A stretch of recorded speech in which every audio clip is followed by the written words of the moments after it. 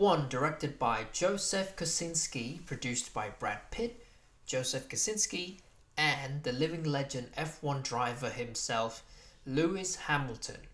They also feature many real-life F1 drivers like Hamilton, Max Verstappen, Charles Leclerc, and many, many more. So the story is completely fictional to begin with, and not based on any true story. That comes with a great benefit. The writers and director doesn't have to pay respect to a real life story or source material like remake or adaptation from a book and so forth. The movie is 2 hours and 30 minutes, which sounds like very long, but I do think that they did a pretty good job utilizing the runtime with the pacing. Well, at least most of the time. To be honest, I think it should be 2 hours. In the story, we got a typical character redemption arc with sad backstory, an underdog story where the rookie, is fighting to get their way to the top. Some civil rivalry within the team between the young character and, the old school returning character. Throughout the story, you can see the character developments and, the two characters compromising to achieve the same goals. This part is it's what makes the movie kind of predictable.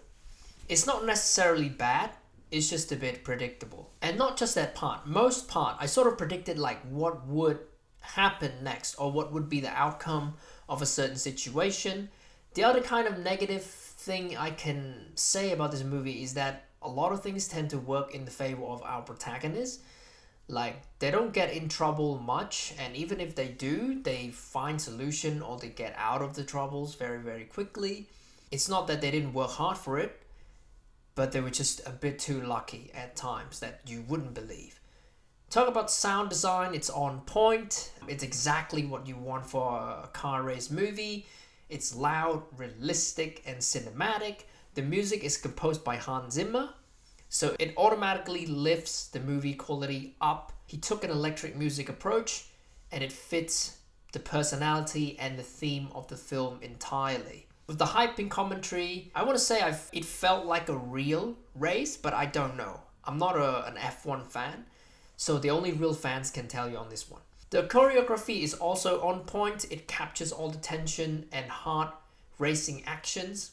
I felt so terrible that I didn't get to see this film in IMAX or 4DX or even in normal cinema at least.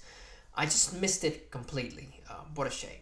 The cinematography is dominated by white color. So the color palette is purely just white and sometimes a little bit gray-ish dark color when it's when the mood is down. But most of the time it's just purely white, the design and everything. I think it's only right to choose this color because most of the car stores have the white design. I mean, if you ask me why, I just don't know the pure reasons. But if I have to take a guess, maybe it's the color that can complement the cars and make them the main characters. When the lights shine on white color, it makes it even brighter. So yeah, I think that's about it. Some shots are really beautiful. The sets are gorgeous. And now I don't know if they travel to countries to shoot all of the races, but if you ask me, I don't bother to search Google. I would guess that it's all shot in one country or in one location with some practical sets and many, many stunt drivers. So I'm going to go ahead and give this movie a 9 out of 10. What a great movie to experience and definitely one of the best movies of the year. I think 2025 has some of the great movies, but I didn't get to the cinema a lot. I think I only went to cinema twice this year for Mission Impossible, Final Reckoning, and Demon Slayer Infinity Castle. And I would also like to watch One Battle After Another. I mean, they say that it's a movie of the year. Some people say that it's not. So I want to give my opinion on that, but I can only do that until I watched it first. So thank you everyone for watching, and I'll see you in the next one. Goodbye.